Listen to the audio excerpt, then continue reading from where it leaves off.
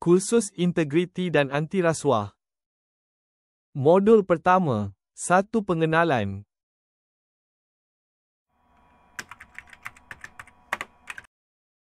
Untuk makluman semua, rasuah ni kita pada erti kata yang paling mudah adalah dia jika ditafsirkan daripada tafsiran rasuah itu sendiri, iaitu perbuatan penerimaan ataupun pemberian suapan untuk kita buat sesuatu perbuatan atau kita buat sesuatu perbuatan yang berkaitan dengan tugas rasmi.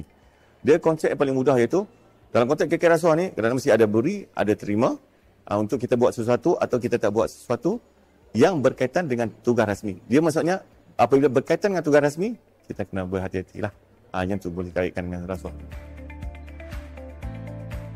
Bagi kesalahan KK rasuah, dia ada kesalahan 4 kesalahan utama, iaitu Seksyen 16, 17, 18 dan Seksyen 23. Itu kesalahan Seksyen 16 dan 17, kesalahan meminta dan menerima.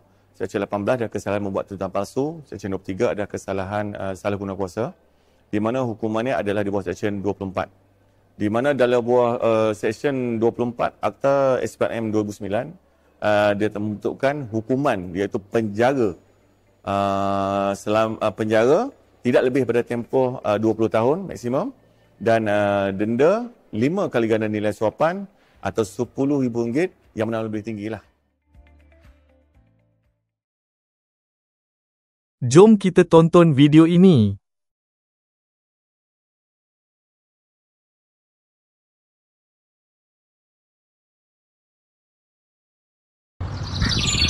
Kenapa tanah ni kosong Aku rasa baik aku buka kilang kat sini. Masuk orang masuk, sebelah mall lagi. Okey, cun. Memandangkan tanah lapang yang dekat sini kan, dah terbengkalai terlalu lama kan. Betul? Saya mencadangkan, apa tahu apa yang saya fikir kan, ingat saya nak naikkan taman tema ataupun sesuatu yang dapat menarik tarikan orang kampung ni. Macam mana awak rasa? Betul. Awak bukan orang kaya dekat TikTok tu. Ya. Kenal Saya selalu tengok dia punya live kat TikTok. Dia ni usahawan berjaya ni. Oh. Kenal kan, saya YB dekat kampung sini. Encik siapa? Saya Jibril, usahawan kaya yang dia kenal dekat TikTok tu. Oh, alright. Nice. Kat sini saya ada ajat, manakan YB nak buat taman permainan kat sini. Betul? Tapi bagi cadangan saya nak buat kilang sebab dia bersebelahan dengan mall. Kiranya macam senang lah produk-produk dari kilang nak transfer ke mall untuk lagi untung. Tapi tak boleh sebab saya dah ada plan saya sendiri. Tak boleh tu tuan. Kat sini boleh menyebabkan pencemaran udara, pencemaran bunyi. Kat sini tempat tarikan orang ramai tuan. Betul? Saya setuju dengan apa yang PA saya cakap tadi tu. YB dengar dulu saya nak cakap ni. Kalau YB bagi saya 100% tanah ni dekat saya akan bagi insentif dekat YB 30%. Banyak tu YB. Bukan sikit, banyak. 30%? Ya, betul.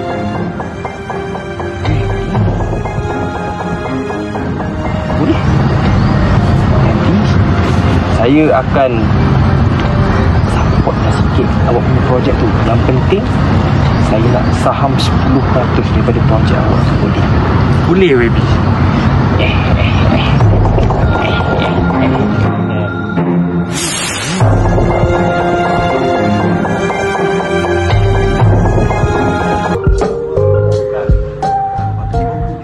Mana ni? Habis? Asal tu? Sini lah. Duduk. Gelisah sangat tu. Asal tu Bil, kau nampak macam gelisah je tadi. Kenapa? Kalau ada benda nak bagi tahu ke apa ke, cakap lah kita orang. Ada benda aku nak beritahu korang ni. Asal tu? Korang kenal lah orang kaya Jibril tu. Kenal tu? Kenal tak? Kau kenal? Asal? Sebab tadi aku balik pada tanah lapang. Yang tempat kita nak buat tarikan ramai orang kampung tu. Si orang kaya Jibril ni, dia nak buat kilang dari situ. So aku macam tak bersetuju lah dengan dia punya cadangan tu. Sebab kilang kan boleh menyebabkan pencemaran udara, pencemaran bunyi. Betul lah. Betul. Tidak dalam kawasan kampung. So benda tu tak sesuai. So yang membuat aku gelisah sekarang ni, Apa tu? YB kita kan, dia bersetuju dengan orang kaya Jibril ni. Sebab kan dia boleh dapat pampasan lebih daripada orang kaya Jibril ni. Dia makan rasuah ni. Ya tu. Salah tu. Kita nak buat macam mana ni? Ni dah buat serabut lah ni. Macam mana ni, Bel? Kita kena buat sesuatu ni, Mel. Okey. Macam ni, aku ada idea. Aku rasa kita perlu buat report kat SPRM. Betul juga tu, Mel. Kalau berlakunya rasuah kat kampung kita ni, kita kena ambil tindakan lah, betul tak? Ya, betul. Takkan kita nak duduk diam macam tu je kan? Betul. Aku ada kenal seorang lah ni. Dia pegawai SPRM dekat kawasan kampung kita. Siapa, Mel? Nama dia Marwan. So kat mana kita boleh jumpa dia? Selalunya petang-petang ni dia tengah workout lah. Aku rasa kita boleh cari dia dekat situ lah kot. Jom kita. Jom lah. Jom.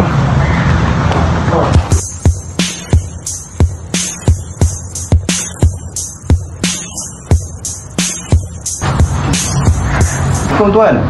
Waalaikumsalam. Awak lah Marwan yang kerja pegawai SPRM tu kan? Ya saya. Kenapa? Ada masalah ke? Okey, macam ni tuan. Masalah ni agak berat saya nak bercakap kat sini. Dan kalau kita nak bincang kat tempat-tempat macam ni pun tak sesuai. So, apa kata kita pergi dekat tempat yang tak ramai orang, kita bincang kat situ. Apa kata tuan? Okey, boleh. Tapi tunggu saya kemar-kemar abang saya dulu. Nanti saya datang sana. Okey, boleh. Alright. Masalah dia macam ni tuan. YB kampung kita ni dah ambil rasuah daripada orang kaya Jibril tu.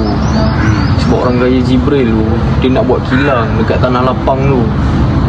So tempat tu tak sesuai untuk buat kilang. Tapi YB bersetuju juga sebab ada wang pampasan. So dekat situ lah kita punya masalah tu kan.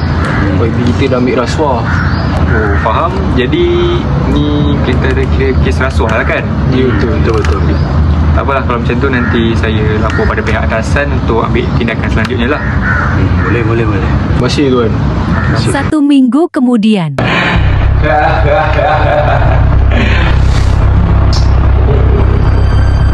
Baby, yes, kat sini ada sehelai kontrak di mana yang dijanjikan dia akan bagi 30% insentif saham kepada YB yang dijanjikan kemudian hari YB akan bagi 100% tanah dekat saya. Betul? YB dah sign kat sini. Dekat mana tu?